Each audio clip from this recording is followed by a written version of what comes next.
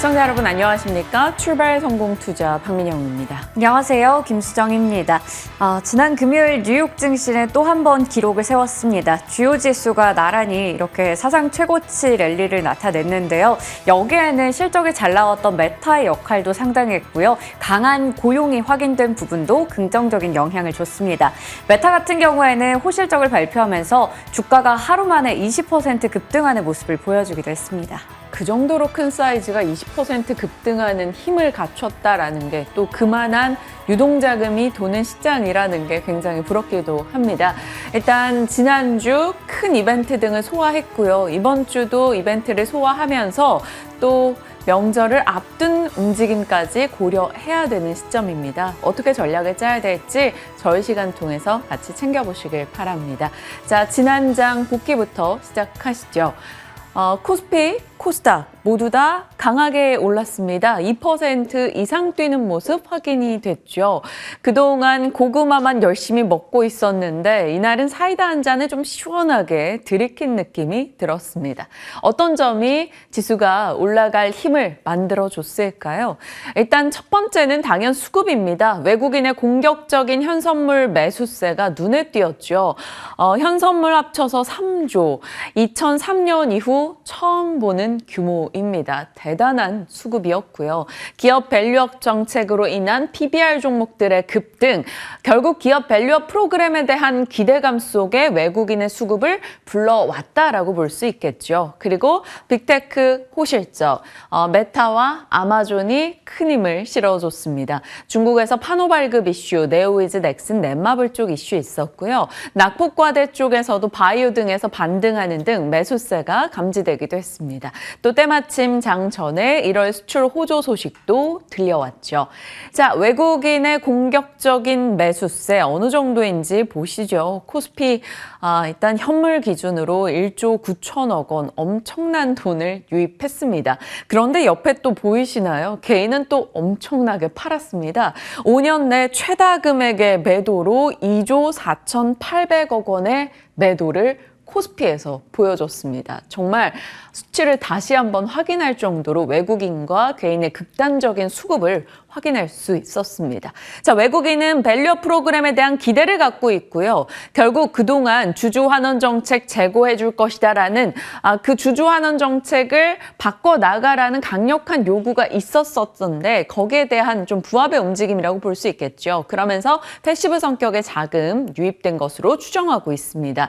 대표적으로 골드만에서도 긍정적 의견을 냈죠. 세제 개편이나 증시 부양책 추가 상승의 촉매제가 될 것이다 라며 코스피 2850을 언급하기도 했습니다. 그리고 세 가지 섹터를 좋게 본다. IT, 자동차, 인터넷을 얘기하고 있네요. 잠시 후 자동차와 인터넷에 대해서 추가적인 브리핑을 진행하겠습니다. 자, 외국인은 그럼 무엇을 샀을까요? 코스피 기준 외국인의 금액 기준으로 많이 산 종목들을 보니까요. 현대차, 기아, 삼성전자, 하나금융지주, KB금융, LS, LG, 신한지주 딱 보이시죠? 높은 주주환원율 갖고 있는 자동차 많이 샀고요. 실적 괜찮게 내놓은 삼성바이오로직스, 네이버 샀고요. 지주사 쪽 역시나 기업 밸류업 프로그램 관련한 움직임이고요. 금융주, 금융 같은 경우는 정책에 굉장히 민감하게 반응을 하는 섹터입니다. 거기다 고배당, 그러다 보니 최근에 금융, 은행, 보험권의 주가 상승이 놀랍게 나타나고 있어요. PBR 쪽은 정말 자동차와 금융 그리고 지주사로 압축되고 있습니다. 이 금융 같은 경우는 이 PBR 쪽에서 관심을 받기도 전에 수정 앵커가 굉장히 많이 브리핑을 해줬어요. 은행이나 보험주 단, 증권주까지도 커버를 많이 했었으니까 조금이나마 도움이 되셨으리라 생각합니다. 자, 그리고 삼성물산도 계속해서 지주사로서 이 주가 상승 기업 밸류업에 같이 동행해서 가고 있는데 JP모건에서 목표가를 주말 사이 올렸다라는 소식 들려오네요. 17만 원으로 상향했습니다. 자, 코스닥 쪽에서는 뭘 사는가 봤더니 제약바이오 반도체 소부장 쪽의 매수세가 눈에 띄었습니다. 이쪽은 한동안 낙폭이 과대했던 쪽 이고요. 그리고 이벤트가 있었던 종목군들, 비전프로 모멘텀을 받는 쪽들, 뉴프렉스 같은 종목의 매수세가 확인되기도 했습니다. 사실 이날은 외국인의 수급을 따져보기가 참 애매했던 것은 거의 모든 것을 샀다라고 해도 과언이 아닐 정도로 정말 작은 폭격을 때려놓은 외국인입니다. 이거 사려고 저거 살 필요가 없었던 외국인 수급이었죠. 그냥 다 사 이런 느낌이었습니다. 그만큼 전 섹터로 매수세가 강하게 유입됐던 지난 금요일장이었습니다. 계속해서 기업 밸류업 프로그램 이슈가 살짝 부담스러운데 정말 이게 좋은 테마일까? 뭐 정말 가치주 투자일까?라고 의심을 할 때마다 정부가 장작불을 하나씩 이렇게 툭툭 던져주는 느낌입니다. 주말 사이에 나온 내용이죠. 저 PBR 지수가 나온다라는 소식이 들려오네요. 단독 뉴스라 주의는 필요합니다. 금융위와 거래소 측에서 저 PBR 기업 중심의 상품 지수를 개발한다라는 뉴스가 있었어요. 이것은 기업 밸류업 프로그램 관련한 벤치마크가 등장한다라는 거고, 그렇게 되면 연기금이나 ETF 펀드 설정이 들어가게 되죠. 그러면 다시 패시브 자금 유입에 대한 기대를 자극할 수 있습니다. 한동안 시장의 트렌드였던 페나케의 PBR 종목군들도 동참하게 될 것인지 지켜봐야겠죠. 일단 저 PBR 관련해서 기업 밸류업 프로그램 관련해서 주목받고 있는 섹터는 앞서 말씀드린 대로 은행, 보험, 지주사 등 굉장히 강한 시세 보여줬고요. 연속된 상승을 꾸준하게 이어가고 있습니다. 그리고 자동차요.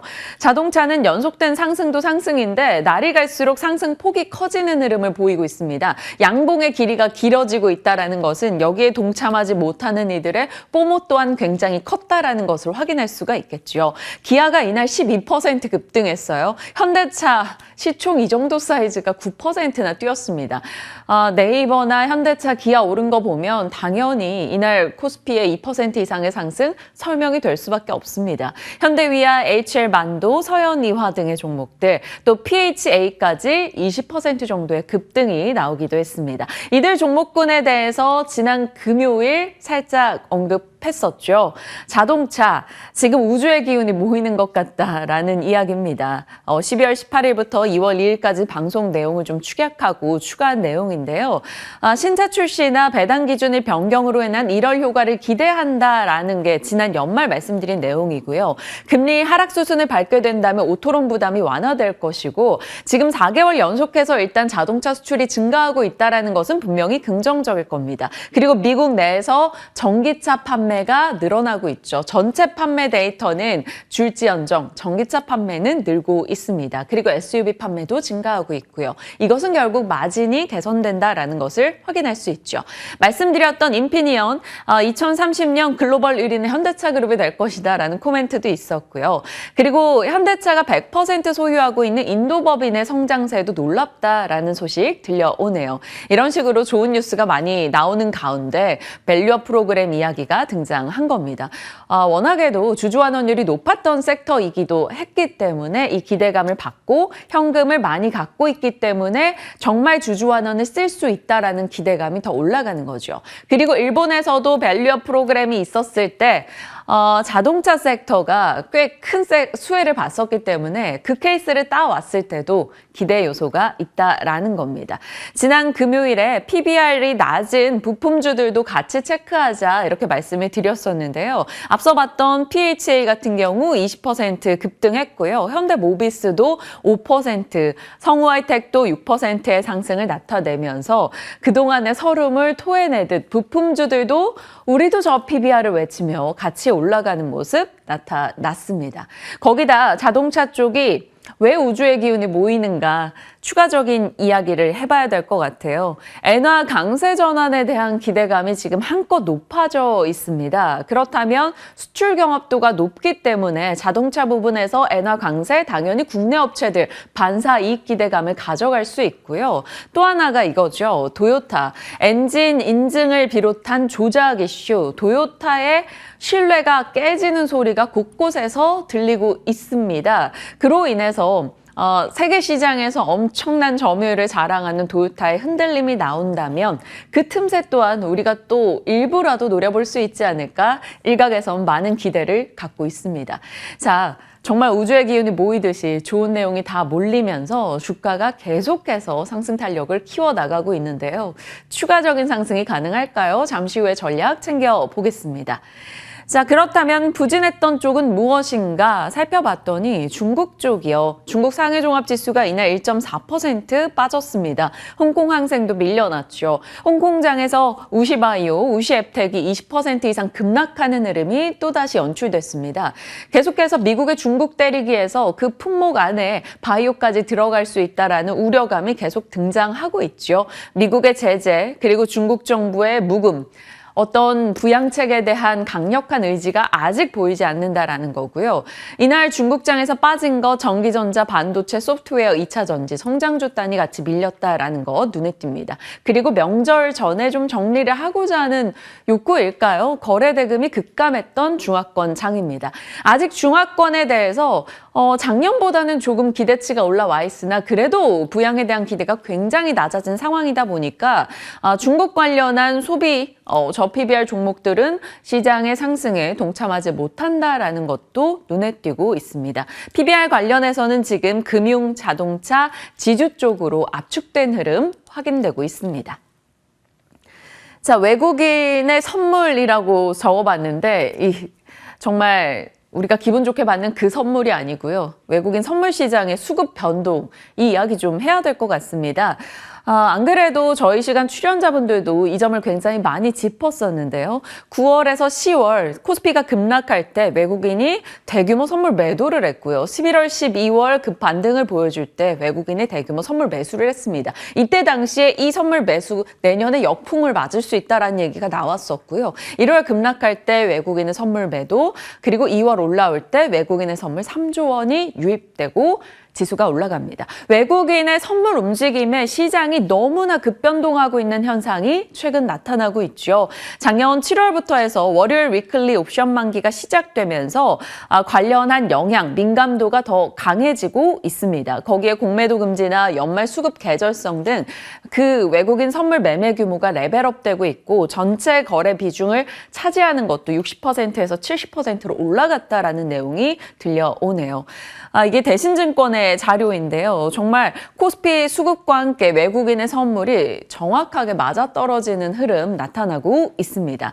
개인 혹은 기관의 수급이 얇아져 있는 상황에서 외국인 선물 거래 규모가 비중이 늘어나고 있고 그와 더불어서 외국인 선물에 영향을 받는 변동성 확대 움직임이 나타나고 있습니다. 그래서 대신증권에서는 미국의 10년물 국채 금리가 떨어질 때 외국인의 선물 누적 순매수가 올라갔던 바가 있다. 그러니까 미국의 10년물 국채 금리의 흐름을 잘 보면서 살펴야 된다라고 얘기하네요. 그런데 이번 주는 조금 조심하자라는 목소리도 내고 있습니다. 왜냐하면 주말 사이에 미국의 국채 금리가 반등을 하는 모습도 있었고 그렇다면 이것이 외국인의 선물 매도 출회를 자극할 여지도 있다라는 거죠. 그리고 연휴 전에 선물 시장 외국인 수익 확정 심리도 강해지고 있다고요.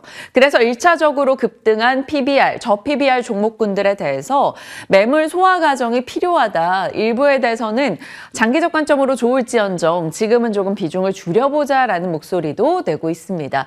좀 참고해볼 만한 내용인지 공감하신다면 전략을 고민해 보시길 바랍니다. 자, 이런 시장 속 이야기들을 전달해 드리고 있고요. 인터넷이나 자동차를 제외하고도 나름 외국인의 수급이 강하게 들어오면서 다수의 종목군들이 올랐습니다. 지난 금요일에 박앵켜 새벽신문에 얘기했던 틱톡샵 관련해서 영상 쇼핑몰 연결된다. 그래서 광고주 좀 체크해보자라고 말씀을 드렸었죠. 플레이드 이날 상한가였고요. EM넷, 모비데이즈 등이 강세였습니다. 그리고 HLB그룹주 정말 뜨겁게 가고 있고요. NK맥스 참 말도 많고 탈도 많았었는데 이날 30% 급등이 나오긴 했습니다.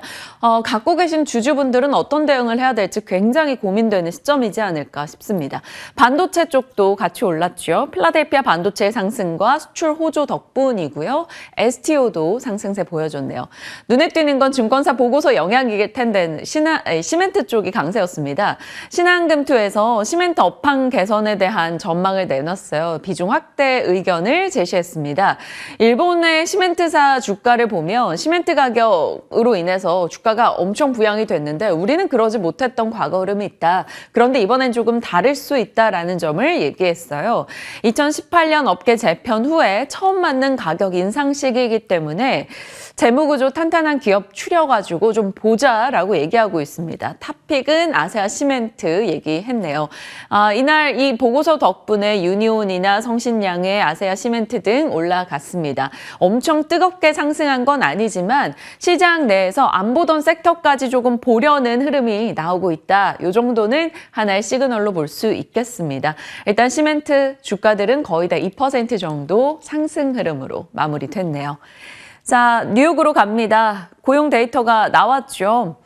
정말 놀라운 고용이었다라고 평가받고 있습니다. 고용자 보시면 컨센이 18만인데 2배에 달하는 수치가 나왔고요. 실업률은 떨어졌습니다. 거기다 시간당 임금은 올라가는 흐름이 나타났죠. 결국 고용이 엄청나게 강했다라고 우리가 얘기할 수 있을 겁니다. 다만 일부 이런 지적이 있네요. 1월에 혹한으로 인해서 근무 시간이 감소했고 저임금 업종의 근무 시간이 줄어서 시간당 평균 임금이 올라간 것이다. 그리고 연초에 기업들이 채용을 많이 하는 연초 효과에 불과하다라는 얘기도 있습니다. 이런 목소리가 들려왔기 때문에 일단은 시장이 크게 엄청난 악재로 생각하지는 않았습니다. 다만 미국 10년물 국채금리 혹은 다른 2년물, 30년물, 5년물 국채금리는 모두 다 좀 뛰는 모습이 나타났죠. 고용이 굉장히 강하기 때문에 금리 인하에 힘을 실기가 지금 좀 어렵지 않을까 이런 일부의 의견 등이 나온 겁니다. 자, 일단 이로 인해서 영향을 받을까 걱정도 했는데 3대 지수 견고하게 올라주는 모습 보여줬죠. 연초 효과에 불과하다 이 고용은. 그래서 시장 영향은 조금 저조했습니다. 반면에 미시간대 기대 인플레는 떨어지고 소비 심리는 올라가는 흐름, 여전히 미국 경제 탄탄하다라는 기대감이 작용하고 있고요. 유가는 이날 2% 가까이 빠졌죠. 중동 휴전 가능성, 중국의 성장 둔화에 대한 우려감으로 내려갔습니다. 자, 이렇게 시장이 힘을 낼 수 있었던 것은 고금리건 말건 고금리에 강한 빅테크, 우리 메타, 아마존 실적 잘 내잖아 이런 분위기가 형성이 됐다라고 볼 수 있겠습니다. 그래서 고금리 부담에 러셀 2000은 떨어졌는데 그럼에도 불구하고 빅테크 종목 중심으로 강세는 이어졌죠. 여기 M&M이 있는데 잠시 후에 이것이 무엇인지 공개하도록 하겠고요. 반면에 테슬라는 왜 이럴까요? 사상 최대 규모 리콜 소식이 또 전달됐고요. 오너 리스크가 주말 사이에 하나 또 추가되고 있습니다. 잠시 후에 보죠. 특징주로는 메타 빼놓을 수가 없습니다. 배당, 자사주 매입, 그리고 광고 부분의 실적 호조 상당히 큰 힘을 실어줬고 각 IB에서 목표가를 올리는 모습이 나타났습니다. 시총의 폭증이 도드라졌고요. 20%의 급등 확인이 됐죠. 아마존도 빨라진 배송으로 인해서 전자상거래 실적이 좋았고 쇼핑 클라우드 광고 실적이 좋았다라는 소식 들려왔습니다. 이들의 강세 흐름이 이들의 광고 실적이 좋았던 것이 국내 광고에도 영향을 줬겠죠. 이날 아마존도 7% 이상의 급등이었고요. 엔비디아도 또 사상 최고치 기록합니다. 5% 가까운 상승세. 뱅크 오브 아메리카에서 이제 실적이 곧 나올 텐데 좋을 거다라고 전망을 했고요.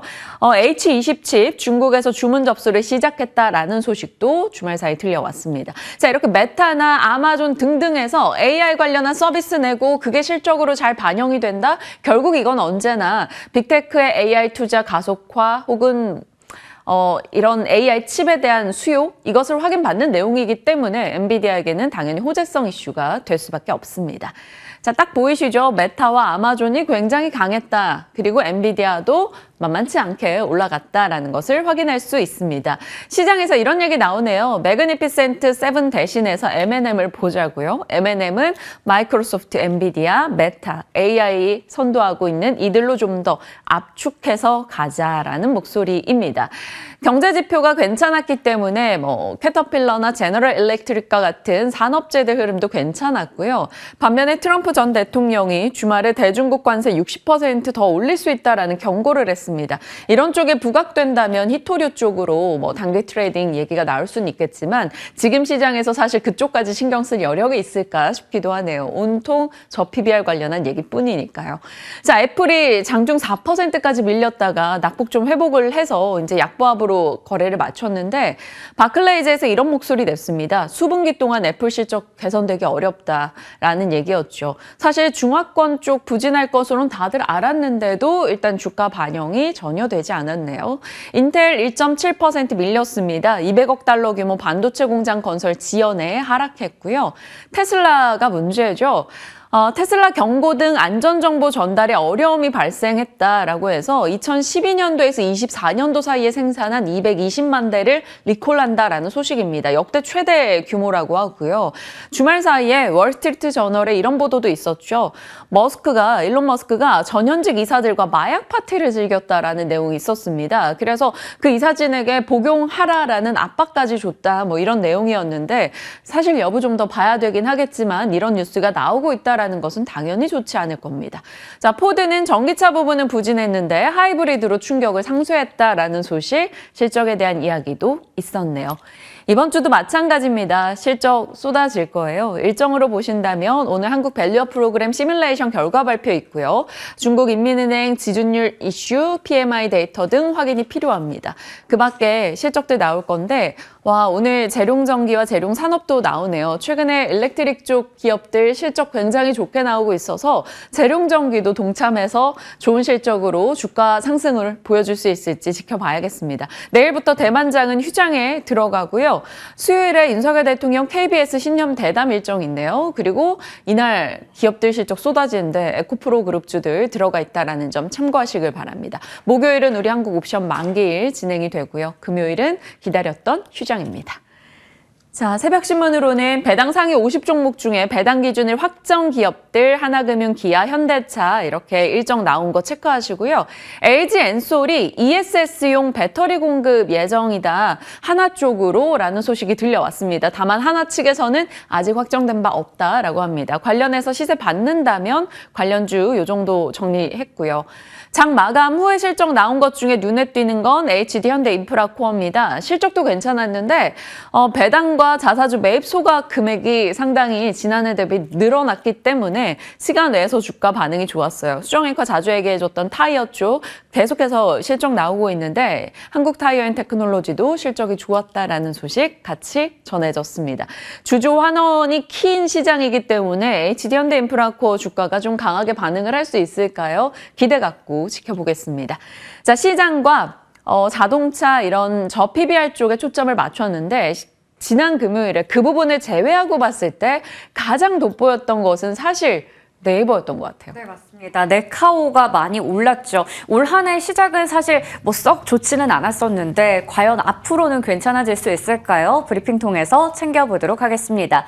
올 한 해 시작은 좋지 않았습니다. 보시는 것처럼 1월에는 11% 정도 네이버가 밀렸고요. 카카오는 3% 정도 주가는 빠졌습니다. 특히나 이 구간이죠. 1월 중순부터 해서 말일까지 봤을 때 양사 모두 다 10%가 넘게 주가는 내려갔는데요. 대표적으로 이유를 한 3가지 정도로 꼽아봤습니다. 우선은 AI라는 쪽에서 먼저 이제 뛰어들었던 알파벳의 실적이 부진했었죠. 그리고 저 PBR주들 최근에 금융이라던가 자동차 그리고 지주사까지 이런 쪽에만 너무 수급이 쏠리다 보니까 대표적인 성장주들 특히나 이쪽은 또 PBR도 높기 때문에 굉장히 많이 소외가 되어 있습니다. 그런 부분에서도 주가가 밀리기도 했었고요. 그리고 미국에서 조기금리 인하에 대한 기대가 많이 꺾인 상황이잖아요. 그러다 보니까 이 성장주들 타격을 받을 수밖에 없는 상황입니다. 그래서 올해 들어서 주가 흐름도 봤을 때 뭐 그렇게 눈에 띄는 의미 있는 상승률 하락률은 아닌 상태로 보입니다.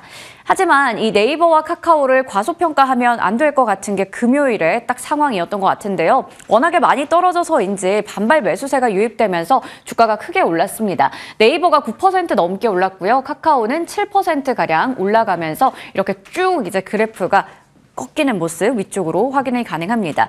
특히 미국에서 인터넷 서비스 업종이라고 볼 수 있는 메타 플랫폼즈 그리고 크게 봤을 때 아마존닷컴까지 모두 다 실적이 잘 나왔기 때문인데요. 메타는 오늘도 계속해서 오프닝 때부터 말씀드렸지만 주가가 하루 사이에 20%나 오르기도 했습니다. 매출과 영업이익 모두 다 늘어났고요. 주당 순이익도 괜찮았죠. 아마존닷컴도 주당 순이익 예상치를 80% 넘게 상회하는 모습 나타내기도 했습니다.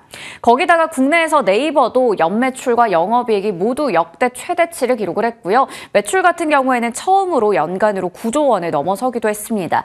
특히 커머스와 콘텐츠 쪽에서 실적이 잘 나왔기 때문인데요. 커머스 같은 경우에는 작년에 인수했었던 온라인 중고 의류 플랫폼이죠. 이 포시마크의 편입 효과가 있었고요. 스마트 스토어의 거래액이 많이 늘어나고 있습니다. 저도 최근에 이것저것 사다 보니까 이 스마트 스토어 굉장히 많이 활용하게 되더라고요. 그리고 콘텐츠 쪽도 마찬가지로 웹툰 괜찮았고요. 이 카메라 필터 앱인 스노우 AI의 효과가 컸습니다. 최근에는 이 AI 기술을 활용해서 내가 미국의 졸업 앨범의 사진이라던가 어릴 때 모습이라던가 이런 거 여러 가지 합성해서 또 만들어 보는 게 유행하더라고요. 이런 쪽에서 굉장히 돈을 잘 벌었다라는 게 확인이 됐고요. 오는 15일에 카카오도 실적이 나올 예정인데 우선은 전망치 봤을 때 컨센서스 어느 정도 부합할 거다라는 이야기 나오고 있습니다.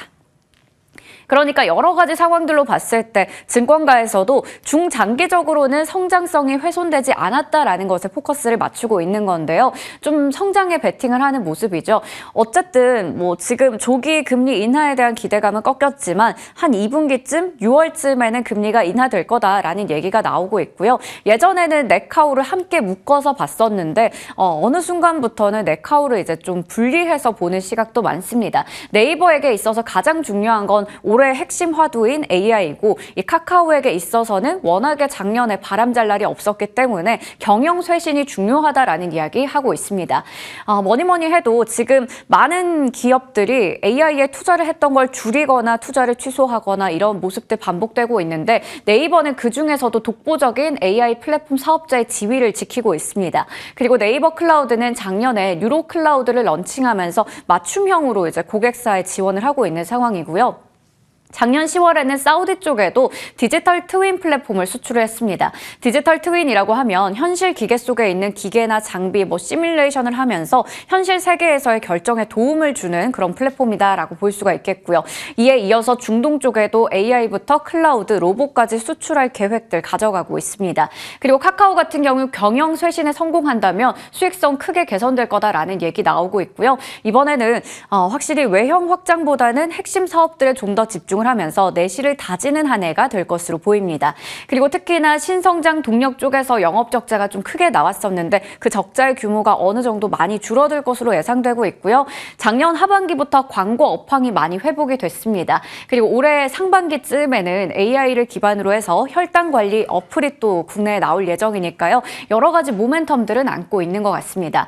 지금 네이버의 종가는 22만 원대였는데 증권가에서는 이렇게 30만 원 위까지로 목표 주가 상향한 것을 확인할 수 있고요. 카카오 같은 경우 5만 6천 원대에서 종가를 형성했는데 6만 원, 7천 원대까지 목표 주가 올려잡는 리포트 확인할 수 있었습니다.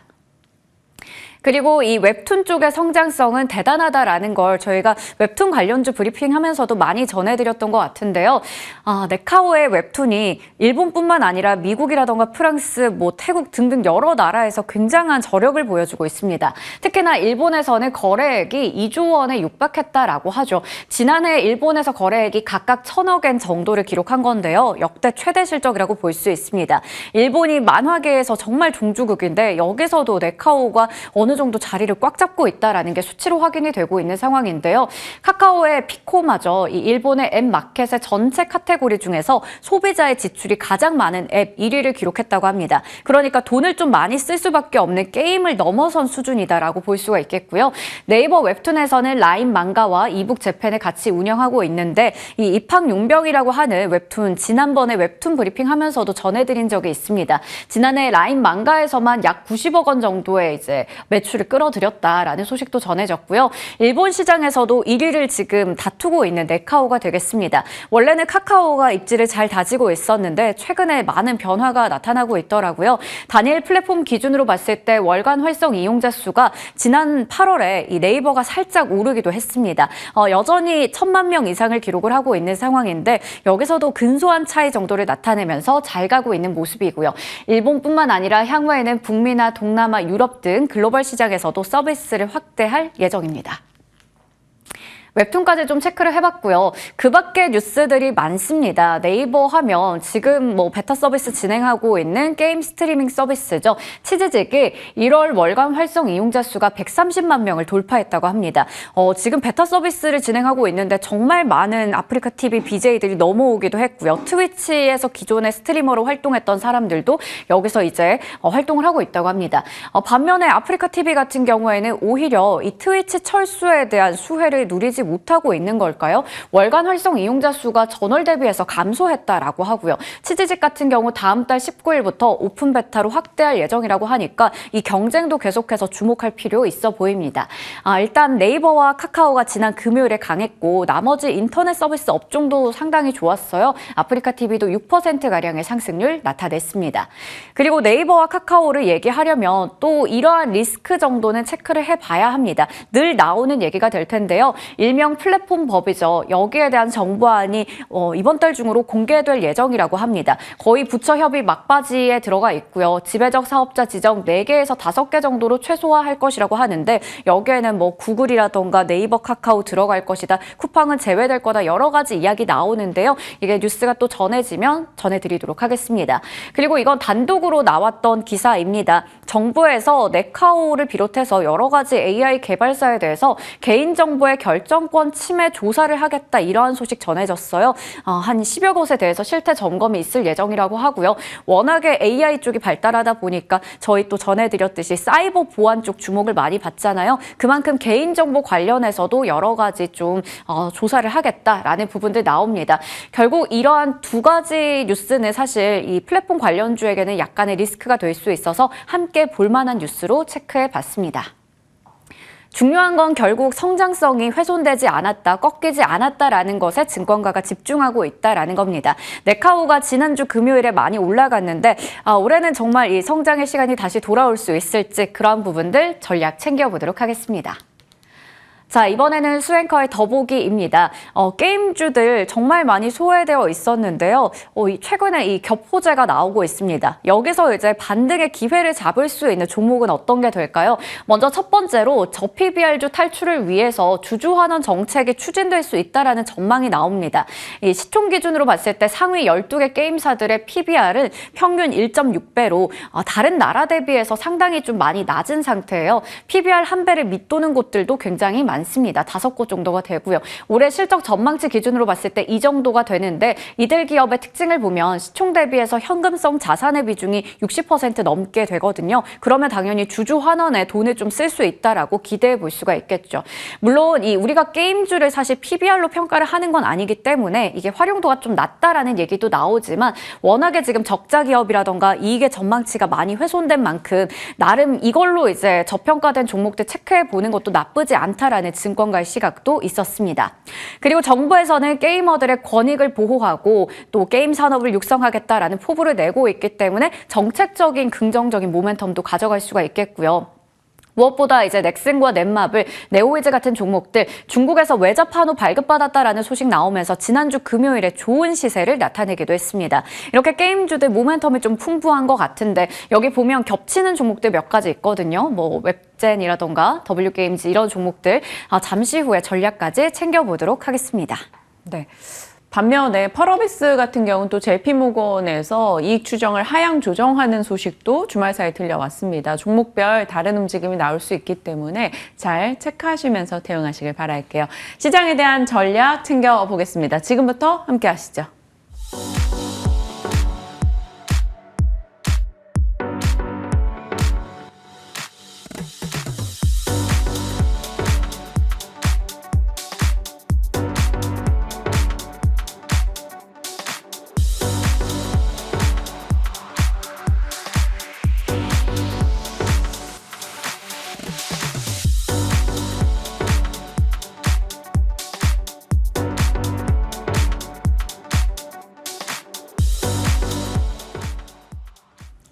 시장에 대한 이야기 유창희 위원과 다뤄봅니다. 어서 오세요. 안녕하십니까? 네. 외국인의 엄청난 매수 폭격을 네. 맞은 지난 금요일입니다. 그 매수를 유인한 건 또 기업 밸류업 프로그램 일테고요. 이런 장이 계속 될까요? 이렇게 강하게 사니까 또 이게 언제 돌변해서 매도로 우리를 압박할지 모르겠다라는 우려를 걱정을 하게 되더라고요. 뭐 그거는 뭐 나중 얘기고요. 어쨌든 지난 목요일하고 금요일 이틀 동안 외국인들이 주식을 순매수한 게 코스피 기준입니다. 3조가 넘지 않습니까? 어마어마합니다. 그렇기 때문에 이걸 갑자기 뭐 우리나라가 이상한 뭐 문제가 발생하지 않는 한 뭐 단번에 매도가 나올 가능성은 저는 적다라고 좀 보고 있어요. 그래서 그런 거에 대해서 너무 걱정하실 필요는 없지 않을까 생각하고 있고요. 뭐 미국 증시 같은 경우도 물론 아까 이제 말씀하신 것처럼 M&M처럼 일부 기업이 좀 급등세를 보여준 건 있죠. 그 S&P 500 지수가 최근에 1월 한 달 주가 올라온 거에 한 70% 가까이가 이들 기업들의 상승 때문에 주가 상승을 이끌었다고 하고 있기 때문에 약간 조금 더 특정 기업에 집중된 건 있지만 어찌됐든 그 강세 흐름들이 이어지고 있다는 부분들은 긍정적으로 평가를 할 수 있다 생각을 좀 하고 있습니다. 그래서 뭐 저는 약간 이제 주말에 뭐 미국 상업 부동산 관련돼서 어떤 이슈들이 좀 나오긴 했습니다만은 뭐 이런 것을 좀 계속해서 좀 지켜볼 필요가 있다 생각하고 있고 오히려 작년처럼 뭐 대형 은행들이 뭐 M&A가 좀 활발하게 이루어진다면 뭐 크게 영향을 미칠 가능성이 적다라 생각하고 있고요. 어쨌든 이제 실적 기반한 자동차 관련된 섹터들, 전 조금 더 긍정적인 모습들, 특히 이제 지난주에 뭐 현대차, 기아가 엄청 오르긴 했습니다만은 제가 보는 게 맞다라면 뭐 현대기아는 뭐 시가총액이 지금 두 개 기업 합쳐도 100조가 안 되거든요.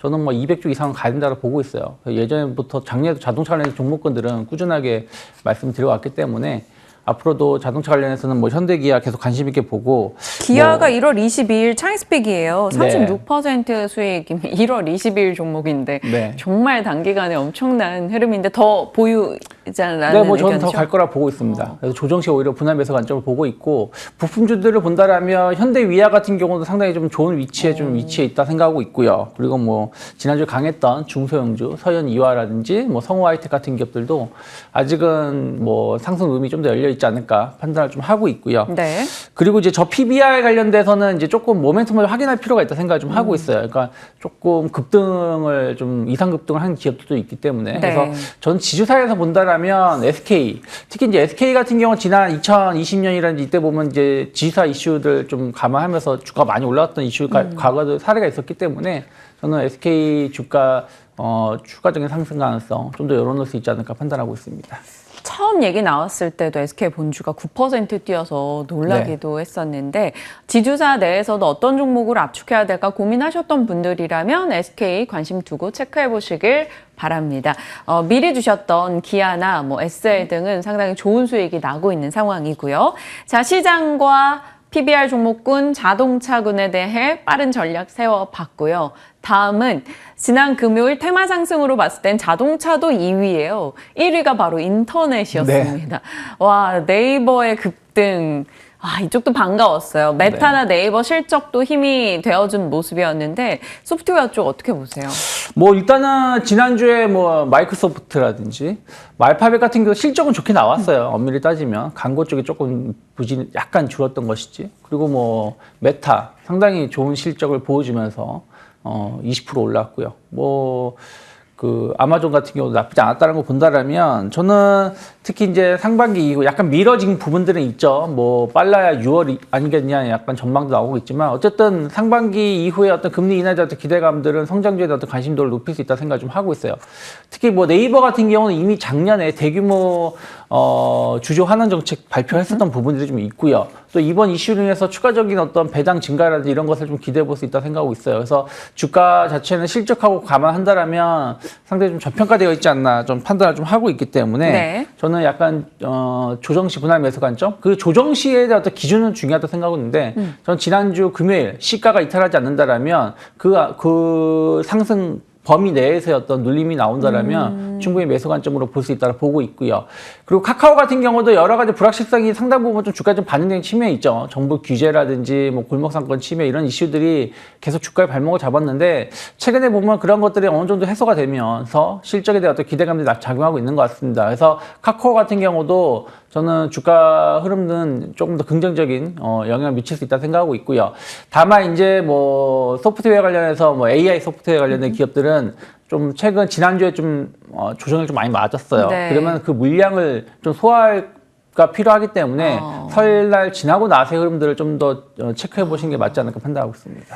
그러면 저희에게 1월 초에 말씀 주셨던 이스트소프트가 네. 최고가 기준으로 116% 수익이에요. 지난 금요일 급등했다가 그 상승분들 쭉 반납하고 거래를 마쳤단 말이죠. 이스트소프트 AS 해주신다면요. 뭐 이스트소프트 AS 해드린다라면 일단은 지난 목요일이라든지 그때 저점을 이탈하면 안 된다 생각 좀 하고 있어요. 저점을 이탈하는 모습이 나온다라면 일단은 좀 비중을 줄여놓고 흐름을 좀 지켜봐야 되지 않을까 판단하고 있고요. 그게 아니라 좀 반등이 나온다라면 충분히 지난 그 수요일에 아마 급락이 나왔을 거예요. 제 네. 기억이 맞으면 수요일에 급락 나온 거에 한 절반 이상을 회복하는지 여부를 확인하면서 대응하면 맞지 않을까 판단하고 있습니다. 좋은 종목을 일찍 말씀을 주셨고 단기간에 굉장히 좋은 수익이 나기도 했었습니다. 하지만 샘알트먼 한국 다녀가고 나서부터 해서 정말 네. 가열차게 또 변동을 겪곤 있는데 역시나 말씀 주신 전략을 좀 세세하게 잘 체크해 보시는 거 필요할 것 같아요.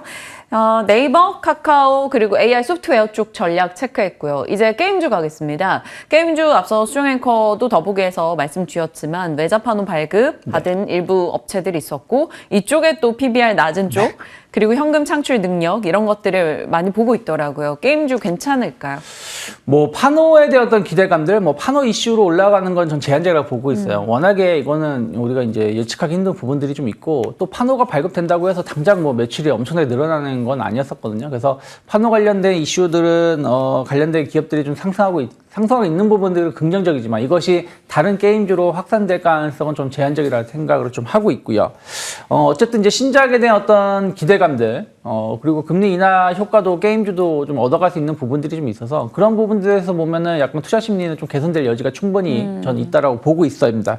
그래서 개별 종목으로 좀 접근하는 게 맞다 생각하고 있고 그러면 어쨌든 최근에 추세가 계속 살아나가고 있는 기업들, 크래프톤 같은 경우, 지난번에 이제 파노 이슈가 있으면서 한번 급락이 나왔지만 이것을 빠르게 회복시켜 놓고 다시 한번 고점을 갱신하려고 하고 있는 모습들 전 긍정적으로 평가하고 있고요. 그리고 이제 넷마블 같은 경우도 한 2달, 3달 정도 계속 6만 원대에서 박스권 흐름을 보여주고 있거든요. 그럼 충분히 뭔가 상방에 대한 어떤 방향성 나올 수 있는 위치가 어느 정도 이제 되지 않았나 판단하고 있습니다. 네. 크래프톤, 넷마블 쪽으로 관심 잡아주셨고요. 체크해 나가겠습니다. 자, 이제 차이스픽 볼 텐데 오늘은 생각지 못한 섹터예요. 네. 저출산 정책, 지속적 관심 필요. 어떤 쪽이요? 저출산이라고 하면 뭐 교육도 되고 네. 분유도 되고 뭐 꿈비 이런 쪽도 되고요. 저는 교육주를 좀 봐야 된다는 생각을 좀 하고 있어요. 네.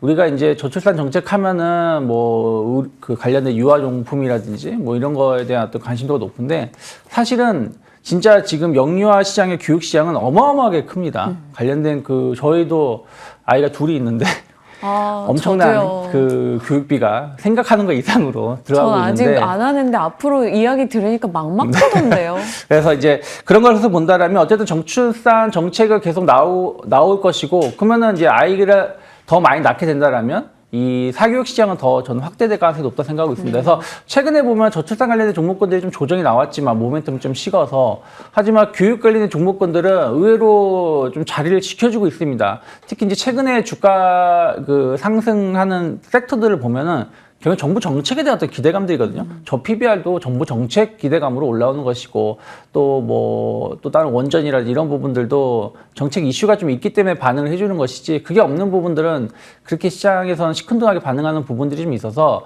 저는 저출산 정책이 뭐 어떤 이슈가 나온다는 것은 아니지만 교육 관련된 기업들이 좀 반등을 좀 더 이어갈 수 있는 위치가 아닌가 판단을 좀 하고 있어요. 그래서 저는 만약에 삼성출판사 같은 경우는 뭐 이런 관련된 교육이라든지 또 관련된 콘텐츠 충분히 시장 성장 이어갈 수 있고요. YBM넷 같은 경우도 저출산 관련돼서 영유아 시장을 좀 확대하고 있다는 부분들 긍정적으로 볼 수 있고요. 그리고 N이 능률 같은 경우도 자리가 나쁘지 않다 판단을 좀 하고 있습니다. 그러면 투자 시기에는 어느 정도일까요? 저는 지금 위치가 나쁘지 않다 생각을 좀 하고 있어요. 그래서 지금 위치가 좀 모아갈 수 있는 위치라 생각하고 있고, 뭐 한 2월 중순 정도면은 그러니까 설날 지나고 나서 그 다음 주 정도면 어느 정도 이제 가시권에 그 흐름을 좀 확인할 수 있지 않을까 판단하고 있습니다. 좋습니다. 저출산 관련해서 교육주 쪽의 아이디어를 주셨는데 저희 잘 체크해서 대응하겠습니다. 시장에 대한 전략 오늘 유창희 위원과 나눠봤습니다. 고맙습니다. 고맙습니다.